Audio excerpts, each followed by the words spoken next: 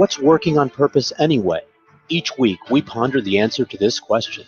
People ache for meaning and purpose at work, to contribute their talents passionately and know their lives really matter. They crave being part of an organization that inspires them and helps them grow into realizing their highest potential. Business can be such a force for good in the world, elevating humanity. In our program, we provide guidance and inspiration to help usher in this world we all want, working on purpose. Now, here's your host, Dr. Alise Cortez. Welcome back to the Working on Purpose program. Thanks for tuning in again this week. I'm your host, Dr. Alise Cortez, joining you live from Dallas, Texas, which is home base for me. If you've been tuning in for a while, you know this program is a thought leadership series that enlightens and inspires listeners with insights from distinguished business leaders and subject matter experts. Our conversations are designed to make you think, inspire you to ever reach for cultivating your best, and take an informed approach toward leadership and business. Our guest today is Hugh Ballou, a transformational leadership strategist and the president of Vision International, Inc. He's the author of 8 books on transformational leadership and is a recognized expert in working with leaders in churches, religious organizations, and business and nonprofit communities. He is the editor of the Nonprofit Performance 360 magazine and the host of the Nonprofit Exchange podcast. We'll be talking about how his previous career as a conductor informs his work today, the specific approach he and team take to developing leaders, and hear some stories about their work and the difference he's made in the organizations they serve. He joins us today from Lynchburg, Virginia. Hugh, welcome to Working on Purpose. Well, Alise, thank you for having me here. I'm glad to be here. It's wonderful being on the other end of the mic, isn't it? Yeah. Let's do this. Well, we have to start. You have such a fantastic, long, and distinguished career, Hugh, and I'm just so happy to know that you're still having such a great time in life and work. It should be like that, as Dr. Seuss says. It should be like that. So let's do this for our guests. Would you just start by saying a little bit about your expansive life and career?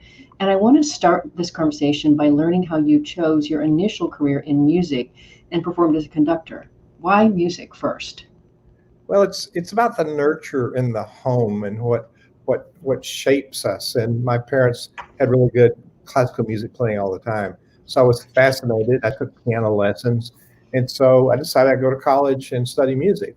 And I was the person they shouldn't have let in the music school and certainly didn't let out.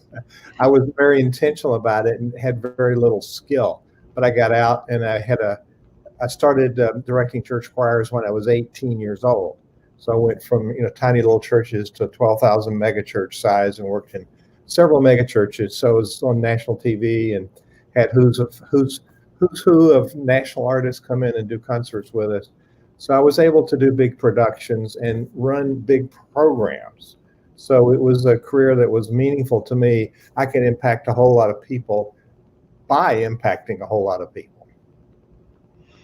That is so beautiful. One, that the word meaningful means a lot to me because I'm a management consultant and I focus specifically in meaning and purpose. And I love that right out of the gate, you chose something meaningful for yourself. And a lot of young people don't do that. They take the guidance of other people that mean the best wishes for them, but it kind of steer them off their path. So I'm glad that you stayed true. That's really, really inspiring for me, actually, as someone who has a 17-year-old daughter and she's trying to figure out what she wants to be when she grows up. So speaking of that, identity is my next question. So since it's such an anchoring mechanism in our lives, and among other things, it drives behavior, and I'm a meaning and work and identity researcher, as you might recall. So I'm fascinated with the way people answer the questions, who are you?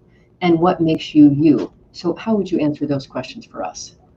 I'm an influencer, and I'm passionate about giving value to people so they can realize the inner skill they have that they've not really realized and certainly haven't developed. So I'm a catalyst for people finding their excellence and then developing that so they can have impact.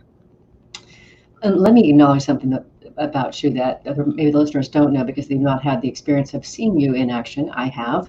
When you facilitated the youth philanthropy conference we did a few weeks ago, you were just dynamic, Hugh. You were just, I learned a whole bunch of things from you, and I was inspired. I was in such good hands, and you really are a catalyst. Well, leaders don't do, leaders lead. And the conductor, people misperceive what a conductor's power is. People think a conductor is a dictator. Well, let me tell you, you got this little white stick and you got a whole bunch of union players. They're very good. You can't make them do anything. What you can do is influence them. It's how we use the tools and how we show up. So a leader is an influencer. And the culture of the orchestra, the culture of the choir, the culture of the boardroom, the culture of the staff is a reflection of the leader. And so I learned that early on. And I was way out in front. I started directing a choir when I had no experience of even being in a choir. So I've been one of these people, either brave or stupid. I just said, I bet I could do that. So that started a 40-year career of conducting. And still, just as last year, I was conducting a symphony here. So you don't give it up. I would think not. In fact, that was my next question, is I was wondering how it was that you decided to add leadership development and coaching work to your career offering, since I assumed that you were still conducting music. So why did you decide to add leadership and coaching? Well, I did a stint with Lynchburg Symphony here in Virginia. And so I worked with the previous president and helped them build their strategy, helped them build the board engagement. So it's really like shaping a musical ensemble. We come in, we have a very clear, distinct intent, purpose-driven intent. So we're very clear on the purpose, everything we do. Why are we meeting? What are we going to do? And then one day they said, oh, you're directing the next concert. And I said, okay. So I didn't even know if they knew about my conducting. So they said, well, we've seen some videos of you and we want you to conduct. And so for the first time in the history of the symphony, they filled the hall. And, it was the talk of the town because I did something different, which engaged the whole population of the community on stage and in the audience. So really, I managed large music programs. And in my church in Atlanta, I was 12,000 members. We had several hundred events a week. I had 750 people in music program.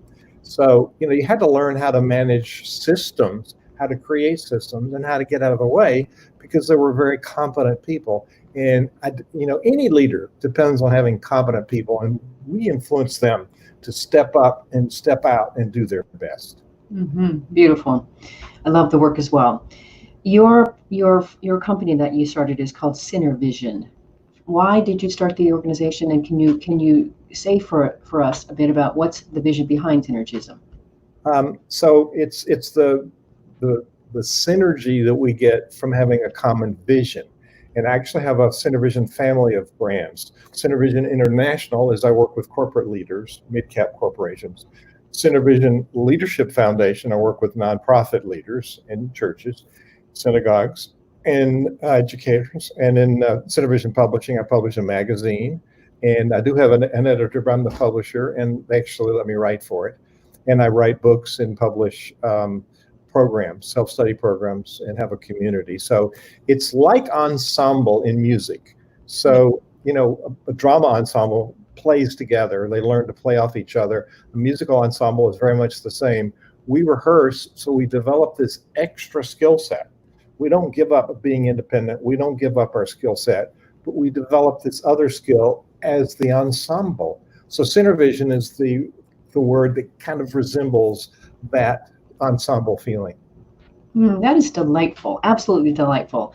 And I also recognize just all the moving parts that are in that. I have several moving parts in my business as well, but it's really quite spectacular that you keep all of those parts moving beautifully in synchronicity. I think it's amazing. Have you ever seen a musical score? It's a very long piece of paper, and it's got all the instruments on it. And there's 60, 70, 80 instruments in the orchestra, but there's a bunch of strings, but you got a line for each one, and it goes across the page very fast. And there's no way, unless you study the score and really know what's going on, there's no way you can take in everything right away. So you have to know the score. So my leadership principles start with know the score. We have to be intentional. We have to be purposeful about where we're going. And so that score is a skill set in itself. So it's what holds us together. It's the common plan. So without a strategy, we're nothing as business or nonprofit leaders. We must have a roadmap. Mm-hmm, mm-hmm. One of the things that I find beautiful about what you've done in your life, Hugh, is that you have stood on the career of music, and now you use that as an anchor or an informational conduit to what you're doing now in leadership development. And I always encourage people to not forego wherever they came from before, but fold it in and let it flavor, if you will, wherever they go next. So how does your experience conducting inform your leadership today? Well, it took me 40 years to write my first book, Moving Spirit It feels so much better. Thank you. Building Lives. So that was my first book, and it's really, and it took me 30 days to put it on paper. And so it's the church musician, it's transformational leader. So you have a bunch of singers, you transform them into a choir, you transform the choir into an ensemble, and in a faith community, you transform people's lives. And so in this book, after I left the 12,000 member church, I defined my job as music director that 10% of my job was music. 90% allowed that to happen. So the below 10/90 rule is, as a leader, we have the vision and the skill to make that happen. That's 10% of what we do. 90% is that iceberg that supports the iceberg underwater. That 90% allows us to do it. And most of us don't have the skills or the knowledge or the experience to develop that 90%. So at least that's why you and I have worked, because people need us to be able to highlight their expertise and achieve their vision. So it really works together. So being able to be on stage, that's just a little bit. There's a whole bunch behind that really makes it happen. So when the baton goes down, boom, it's the culmination, like being on the radio show, being on a TV show, being in a movie. There's a whole lot of work that went on to make it happen. Isn't that the truth? Well, so that question was specific to your leadership, how your music informs your leadership. I'm also interested, and maybe it's the same answer, but how does your background in music inform how you coach and how you consult? You know, God gave us 2 ears, 2 eyes, and 1 mouth. So coaching is 90% listening with our eyes and our ears. And so coaching is more about asking questions and listening and reframing and helping people discover things about themselves. The misinterpretation there is that coaches tell people what to do. Now, there are several styles of coaching, several areas of coaching. There's content coaching, there's leadership coaching, there's process coaching, but there's also personal development coaching, which is about how do we make decisions. And my job is to enable people to raise the bar on their own functioning. You know, one of my favorite things about coaching, Hugh, and you're sort of hitting on it, is I really love, and I do think I bring a certain superpower to this, right? I have my eyes work through my purpose lens, and so I can see what's unique and special about people. It's just so obvious and natural for them. It's the water they swim in. They're just so used to it. They can't articulate or separate it. One of my favorite things, though, is to be able to shine that mirror back to them and show them who they are. It is the most amazing thing. I'm sure you've experienced that your whole entire life, but isn't it a gift? I'm a leadership coach. I have a leadership coach. If people are going to excel, they must have a coach. If you look at the people who are the top in their field, they have a coach. You look at the people that are struggling, they're the people that are going to figure it out for themselves.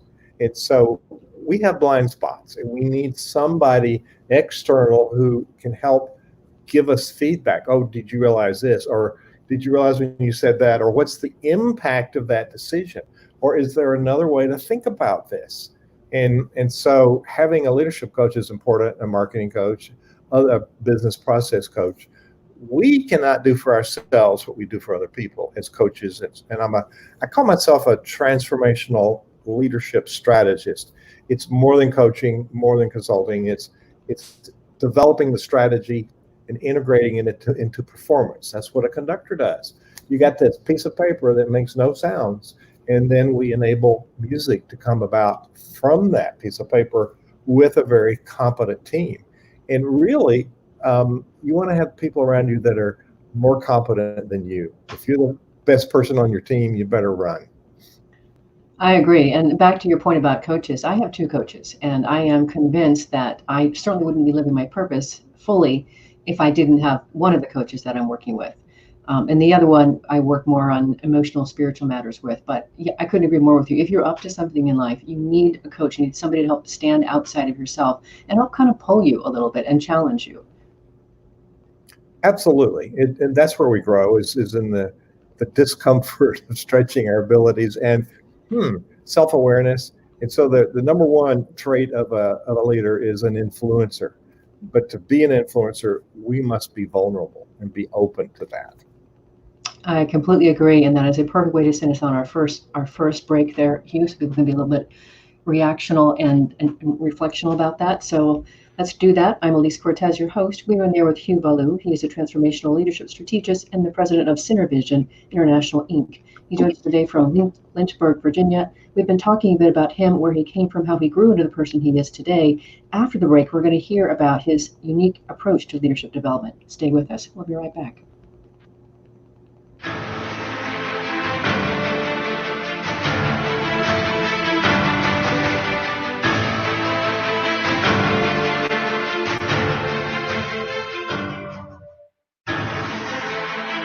Dr. Alise Cortez is a management consultant specializing in meaning and purpose, an inspirational speaker and author. She helps companies visioneer for greater purpose among stakeholders and develop purpose-inspired leadership and meaning-infused cultures that elevate fulfillment, performance, and commitment within the workforce. To learn more or to invite Alise to speak to your organization, please visit her at alisecortez.com.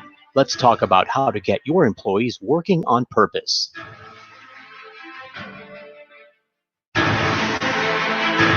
This is Working on Purpose with Dr. Alise Cortez. To reach our program today or to open a conversation with Alise, send an email to Alise, A-L-I-S-E, at alisecortez.com.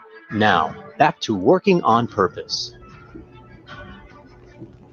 Thanks for staying with us and welcome back to Working on Purpose. If you're just joining us, my guest is Hugh Ballou. He's a transformational leadership strategist and the president of Synervision International. He's the author of 8 books on transformational leadership and is a recognized expert in working with leaders in churches, religious organizations, and business and nonprofit communities. He's the editor of the Nonprofit Performance 360 magazine and the host of the Nonprofit Exchange podcast. I'm your host, Alise Cortez. So before the break, Hugh, we were talking about really how it was that you came up in the world and your love of music and how you've really now fed and thread that through what you're doing today in leadership development. So now what I want to do is I want to take the curtain back a little, if we can, and learn more about your approach to leadership development. Everybody does it a little bit differently, and you've got your own sauce too, of course. So you distinguish that you're developing transformative leaders, which I think is fascinating. So what is a transformative leader, and how is he or she different from other types of leaders, say inspirational or other kinds? There are a number of tags for this type of leadership, that type of leadership. And being a conductor, I fell right into the pattern of transformational leadership. It's a style of leadership. It's about a vision. And when we're conductors on a podium and we got a piece of music, there's a clear vision, and this is where we're going. This is what we're going to do. So we're very purposeful about the objective. So transformational leadership is about the vision. Where are we going? Now, the opposite of that scale is the autocratic leader, the charismatic leader. It's about me. I got all the ideas. I'm going to boss you around. That's the boss. So over here, transformational leader is the empowerment person. We build leaders on teams. So it's a very different approach. Transformational leader does not do anything. We define what we take off our plate because there's competent people in our team. Now, I don't hire the very best oboe player for my orchestra and tell them how to play the oboe. And you'd be surprised how many power leaders, whether they're in a multinational corporation or a startup nonprofit in a local community, they get somebody that's competent. Say they hire somebody or bring some volunteer in to do marketing communications, then they tell them how they want it done, which is ludicrous. You've got an expert oboe player, so you say play, and when we shape the process and we do the blend, so when you got the melody, it comes out. When you don't have the melody, so the leader shapes the process, the product, and actually inspires the community to perform at a higher level. Now, I can't make people, as I said before, I can't make people do anything. What I can do, because of my competence, my knowledge, and my instructions, inspire them to raise the bar on their own performance. And so there's this synergy that goes back and forth as we raise the bar on our performance. So it's being very clear about influencing people. You get things off your plate. You must model what you want to see. If you show up to work late, you don't do your job, you say bad things about other people, you're shaping the community by your very being. So authenticity is critical for the transformational leader. So transformational leadership as a style of leadership was written about in the 80s by 2 writers, Burns and Bass, and they wrote about it as military was a model. You don't micromanage people in combat. we don't micromanage performers on stage during a performance. We must prepare and we must guide the process, and then it blossoms. So there's several aspects of transformational leadership, and I never found curriculum or books that I really thought nailed everything. So I wrote my own. So starting with this book and then numbers of online courses and other books. So I've talked about the process, but I've also told stories, and in the magazine that I published, there's stories about leaders who've actually accomplished things. And leadership is generic. It doesn't have a face of nonprofit or religion or education or business. It is generic. It is us influencing people to achieve a common result. So it's a very powerful tool, and it's ultimately scalable, where autocratic leadership is limiting wherever you can be and wherever you influence. So it's a very practical leadership model as well. Mm-hmm. Nicely done. Thank you. And then a lot to take it up just a little bit further, and you've already alluded to these before in the first segment, but you mentioned something about the 4 principles of leadership that you've devised and teach. I would love to hear about those. If you can master these 4 things, you can lead anywhere. You can be a better committee chair. You can be a better den mother for the Cub Scouts. So number 1, it's the foundations. When the conductor steps on the podium, they know the score. So knowing where you want to go, with clarity of purpose, clarity of vision, and ability to articulate that. You can have it in your head, but if you can't share it in a way people can understand and be excited about it, then you're really not going anywhere. So the foundation, knowing the score, is have your plan, but you also have the ability to lead. So that I call the foundation. We are capable of leading. I talk to lots of people starting up businesses or nonprofits, and they say, well, I've got a team. And I said, what are they going to do? Well, I don't know yet. Well, that's backwards. So we want to take our vision and put it down into a plan. Then we can move forward. And the second one is relationships. That's your people. So my principle in music is hire the best. I don't want shabby musicians in my orchestra. I want excellent musicians. And there's so many leaders that want to hire people less capable than themselves so it doesn't challenge them. Well, excuse me, you need people better than you so you can empower them to create this energy. And so we want to hire the best. So we have a worthy project, worthy goal, clear vision. Now we find people that fit our culture. They understand our values, they understand our principles, and we share that in common. So then here's our work, here's how we work together. And then, okay, you got good people doing worthy work. Here's the third principle. Rehearse for success.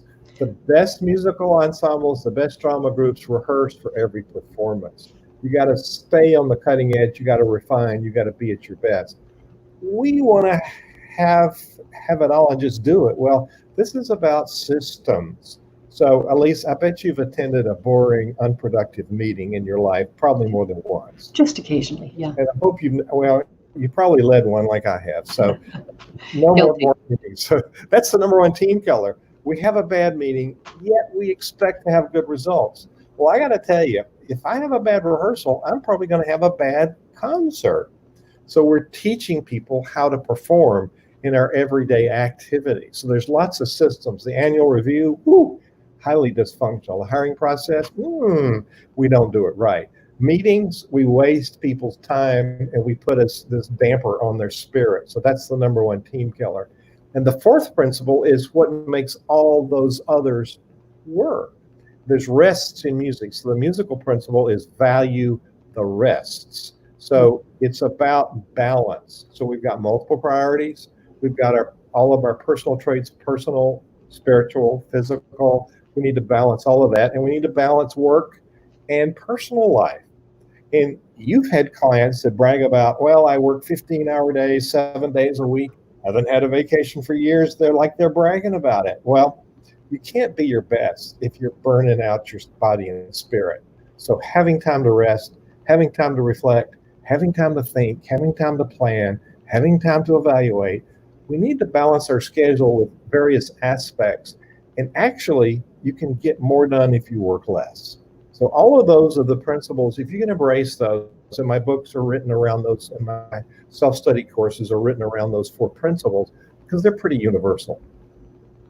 Very nice. I appreciate how crisp that is and very easy to follow. So thank you for that. I always like to make sure that our listeners walk away with something that's actionable for them that can immediately put to use, and that is. So thank you. And then building on that, one thing that you and I have spoken about, but really not in detail or depth, and that is your Wayfinder approach to working with your clients. Tell us about that. That is exclusive to the Center Vision Leadership Foundation community. So I look at things that don't work. I look at where people have trouble and I go backwards. How do we get there? So the standard consultant model is, okay, I'm a strategist. I'm going to ask you a few questions. I'll write your strategic plan. I'll leave you a piece of paper and goodbye. Well, 90% of the failure is in implementation. So yes, we have a plan, but it's co-created with our board. So we have built the culture from the very beginning. The planners and the doers are the same. Now, guiding the process is what I call a wayfinder. We have the expertise, and the consultant, by the way, tells you what to do. Now, that's ludicrous. It's like telling the oboe player how to play the oboe. I don't know how to play the oboe. So who knows more about their idea, about their enterprise, than the leader in the organization? So we shouldn't tell them what to do. We should help them take the information and put it in the system so they can actually achieve their mission, fully achieve their mission. So a Wayfinder enables people to grow their skills to be able to do it themselves. It's a different model, it's a different mindset, and it's a different approach to creating sustainable, healthy communities.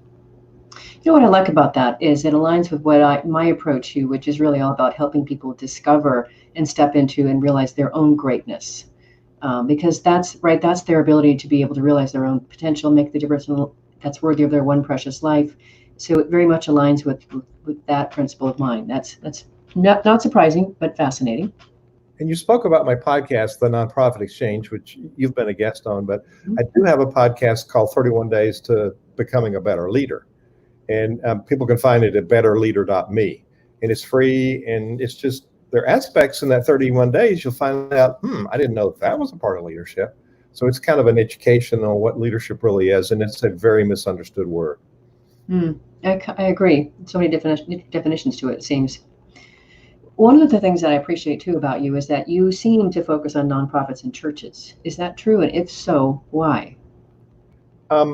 That's been a turn recently. I've worked with several multinational companies. I worked with dozens and dozens of startup businesses, entrepreneurs, and early stage businesses, trying to help them put these principles into place.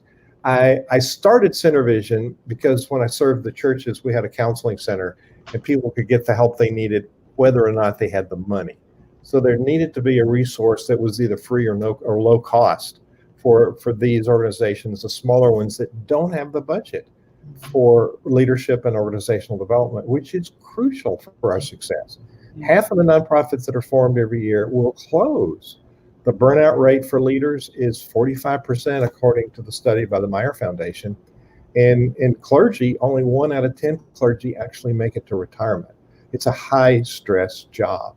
So empowering leaders not to get into the same old routine to burn out, because what we're not doing is we're not enabling others in the community to step up and volunteer and do the work that they want to be doing.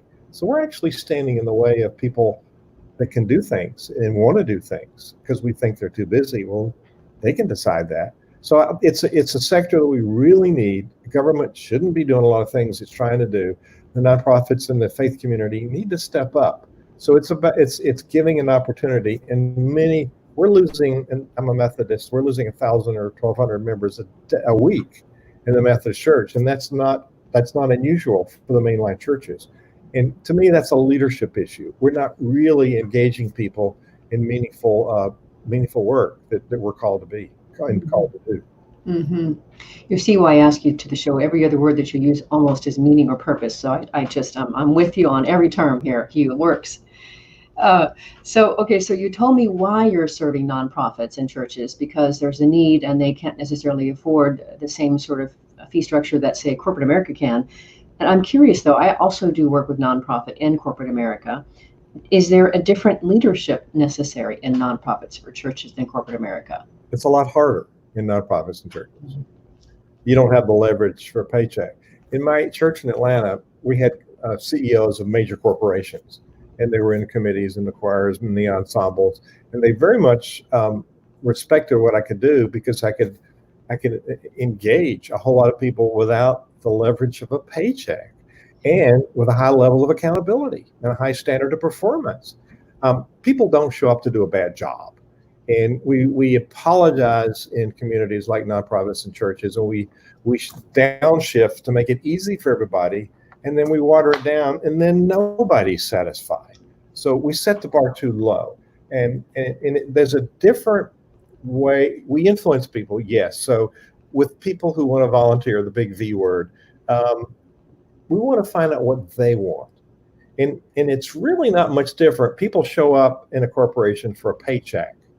People show up in a community like a church or nonprofit because they want to make a difference. Well, people perform at a higher standard in either one if they're personally fulfilled in the work they're doing. Yes, you get a raise, but then it's gone, you spend it. But you're going to perform at a higher level if you feel like you're doing something meaningful. Even people that are paid good salaries hate to go to meetings that they feel like it's a waste of their time. They're being paid to be there, but they hate it.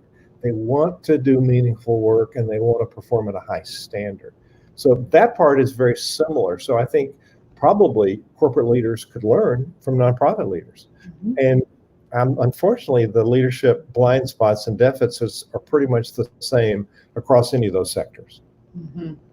You know, reminding me just quickly that when I had the privilege of serving as the chairman of the board of the YMCA here in Dallas at the White Rock location, we had, I think, 32 board members at the time, and I went and met with each one of them in person as I launched my leadership. And the idea was, what do you want? What are you trying to get from being on the board? You're here for a reason. This time takes away from your work and your family. What can we do to make it meaningful? What are you trying to make happen?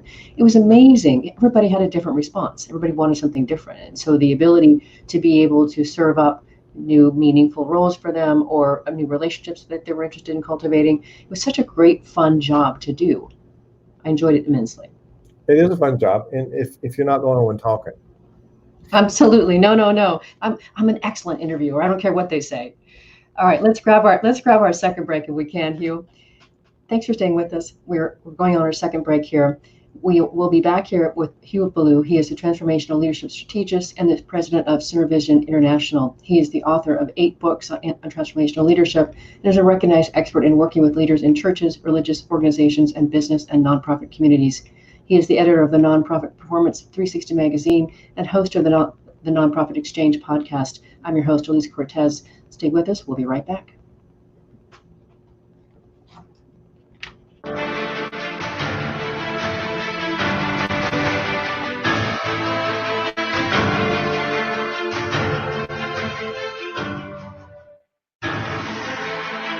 Dr. Alise Cortez is a management consultant specializing in meaning and purpose, an inspirational speaker and author. She helps companies visioneer for greater purpose among stakeholders and develop purpose-inspired leadership and meaning-infused cultures that elevate fulfillment, performance, and commitment within the workforce. To learn more or to invite Alise to speak to your organization, please visit her at alisecortez.com. Let's talk about how to get your employees working on purpose.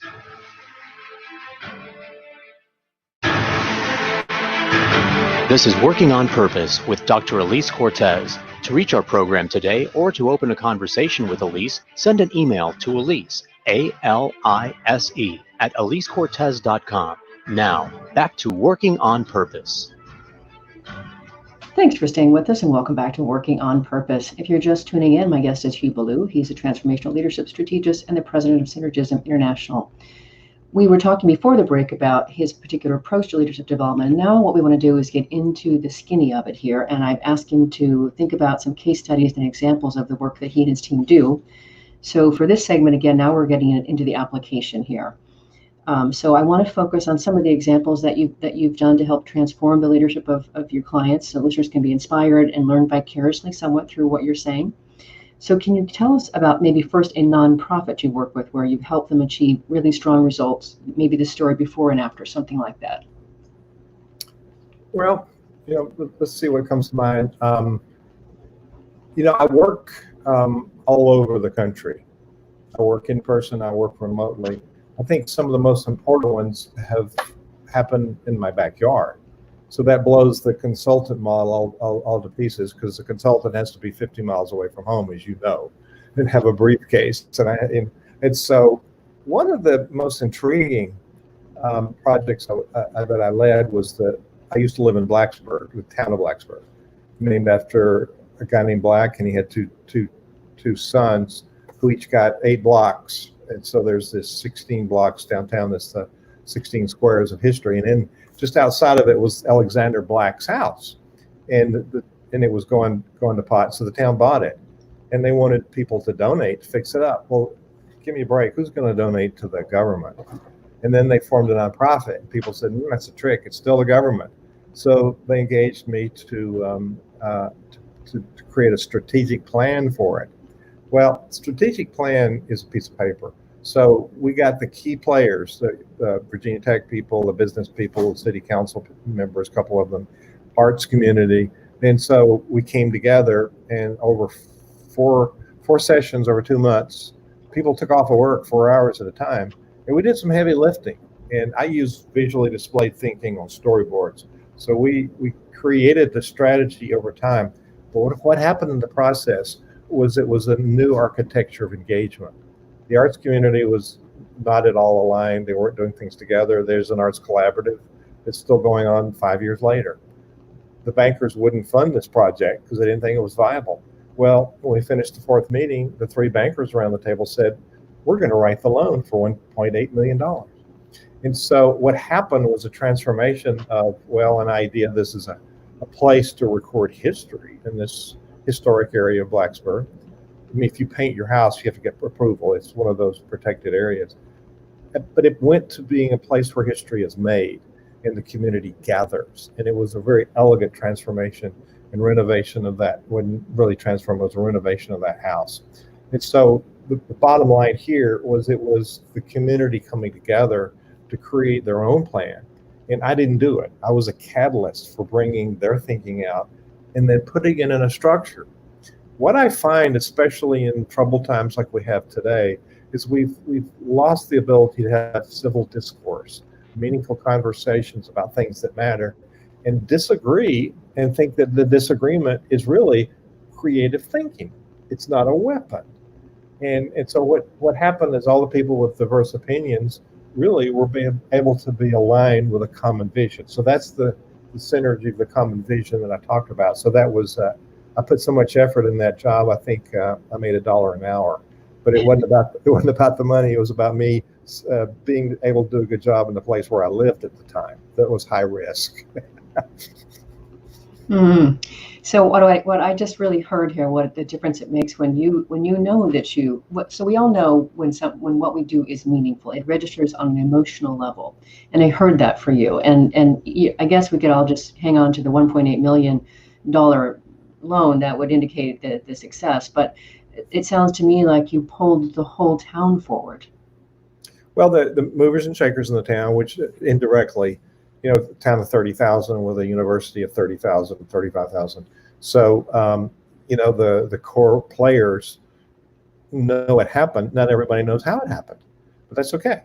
It's a place to gather and to think and to be in community together. So it transformed the whole idea from being a historical museum to it's still a museum. There's still preservation of history, but we gather and we communicate and we celebrate and we create new history.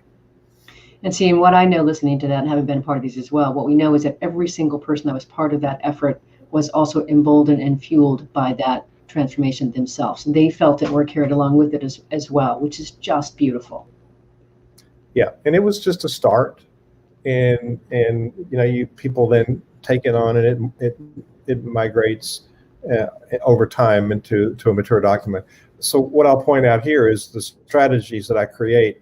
We also establish a review, 6-month review.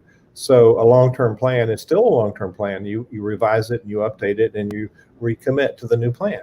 So the long-term objectives are probably the same. Your vision and mission are probably the same, but the mechanics of getting it done, we'll learn how to improve those, and we'll learn if we're going down the wrong pathway. So staying flexible to the application and the implementation of the plan is key.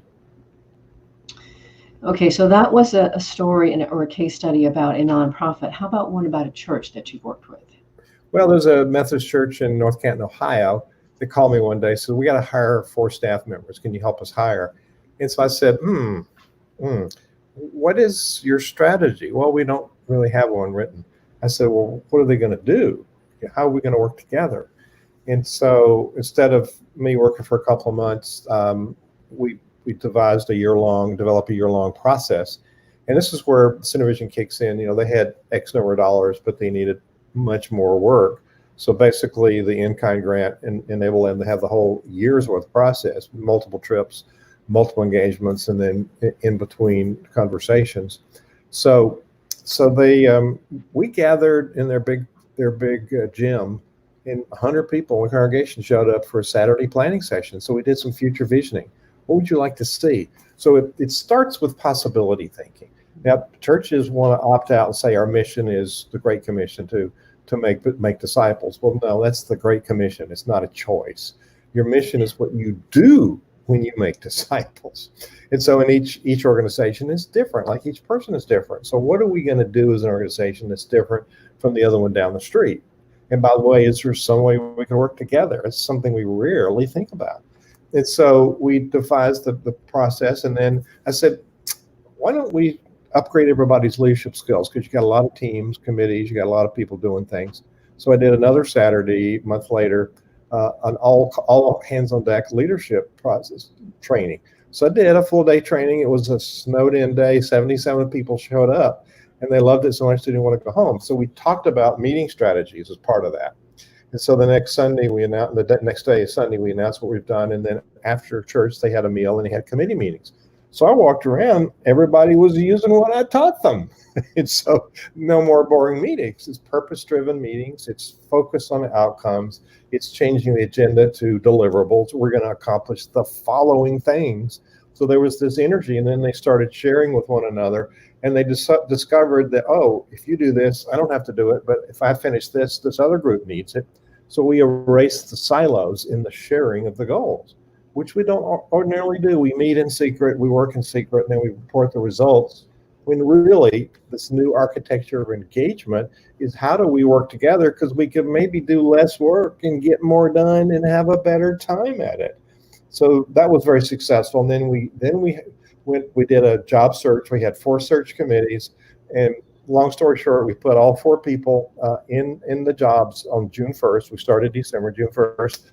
They went to work, and then the most eliminated part of this is the assimilation process. So we did an assimilation process and talked about how do we manage evaluations without having to do the annual evaluation. How do we do ongoing empowerment and improvement over the process? By the way, in the process of doing the planning and looking at the future, they rewrote the 4 position descriptions. It wasn't at all what they thought it was going to be. And they came up with a much more powerful paradigm of leadership for this church. And it was very successful. Mm-hmm. I can tell I'm just hanging on every word. How exciting, how very exciting. Talk about making a difference and leaving a legacy, Hugh. It's beautiful. Speaking of legacy, we have to talk about our common friend, Bob Hopkins, which is how we got to know each other. And I want to talk a little bit about how you got connected to, yes, that's our Bob Hopkins right there. I'm so proud of him. I could bust. He's been on the show a couple of times, and I just am such a fan. He has a program called the PAVE program, which it stands for Philanthropy and Volunteerism in Education. And I want to understand why you're connected with that. Why is that a meaningful project for you to support? Well, the PAVE leaders were the leaders in that youth philanthropy conference you spoke about that happened in June 2020. And they led it. They were the leaders. I was the facilitator of the process. I set up all the mechanism. That's the preparation part. So my rule of thumb for meetings and live events is the same as preparing for a rehearsal. It's 2 to 1. If it's an hour rehearsal, you have 2 hours preparation. 2 hour, 4 hours. And so that was a 4-hour session. It took a whole lot of preparation just to make sure that everything flowed. And, for the person watching it, if you watch a performance and it seems easy, then the artist has done a good job of preparing. Mm-hmm. And so preparing and teaching our youth to step up is priority. In all of my churches of 40 years, my peer group, the group that I led, was the 3rd through 5th grade choirs. And you know what? We learned from them. And I learned from them this, and every one of these, well, the 13 to 22-year-olds went first, and they were astounding. And then the 7 to 12-year-olds came, and they were a step up from that. They were higher performing. So empowering, and people want to say, oh, the youth are tomorrow's leaders. No, they're today's leaders. And we need to give them a voice, and we need to give them some of the benefit of our expertise. And so all of those youth were listening to Bob and I with gray hair saying, okay, here's some things that didn't work, but they were also active, learning, sharing, and volunteering in their own right. And so there's a lot of hope if we give people the benefit of our wisdom and the benefit of a track that they can raise the bar on their own performance. So I am passionate, along with Bob, and never had thought about it before in philanthropy. And so he's opened my eyes to challenging these young leaders to think in a new and fresh way. And he does it in his classes and teaching in the junior colleges and colleges around Dallas. I know he does. When I had him on the show first, I fell in love with what he's doing and what he stands to be in the world. And he really believes, and I absolutely agree with him, that if we allow children to become philanthropists and volunteers in their community, one, we strengthen them, their sense of self and person, because they step into a state of self-transcendence. So they're less likely to get into trouble and get involved with drugs, choose criminal activities, etc., and more likely to really develop a sense of confidence and self-esteem and become successful in life. I think that's worth getting up for. It's worth getting up for. And I have the book in my hand. It's called Philanthropy Misunderstood. But he's got a lot of stories in here about people who are philanthropists doing very, very meaningful work. And actually asked me how I met him. I was looking for the page, but I can't find it. It's a coffee table book. So you can go to philanthropymisunderstood.org, and you can get a copy there. But I interviewed, and I've connected with these people on LinkedIn. Bonnie and Michael, who actually accidentally founded a winery, Bigfoot Winery. Accidentally. Barefoot, I forget. I think it's Barefoot. Barefoot, and it became the #1 brand in America. And in the process, they helped nonprofits get funding. And I said, my wife's a graduate at SMU, and we were going to Dallas, and they said, oh, you got to meet Bob.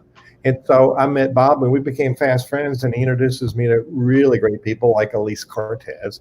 And so it's this thread of good people meeting good people. And, it's at this stage of life, it's my 3rd career, and it's the most meaningful and the one where I can have the most impact and the one where I'm having the best time. That's so great. We're almost out of time speaking of that. So I want to ask you 2 things really quick. We talked on the phone some time ago, and I asked you, what makes your heart sing? And you said, when people tell me that I made a difference in their lives. Why is that so important to you?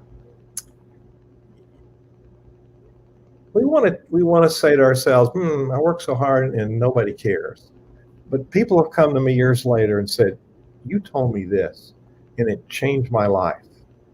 And I just commented on something and said, well, what about this? What about that?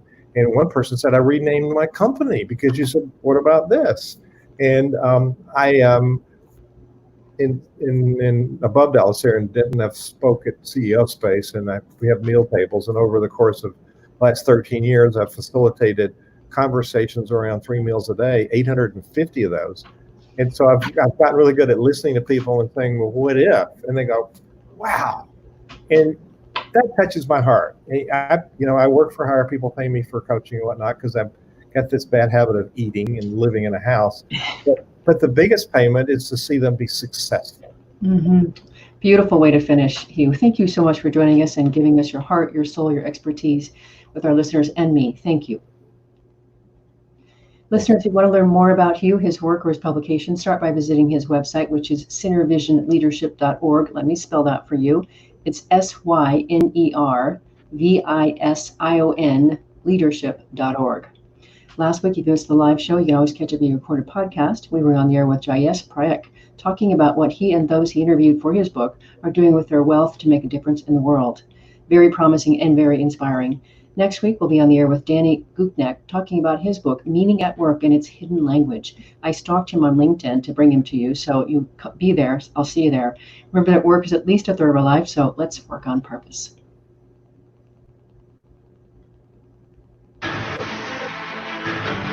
We hope you've enjoyed this week's program. Be sure to tune in to Working on Purpose, featuring your host, Dr. Alise Cortez, each week on W4CY.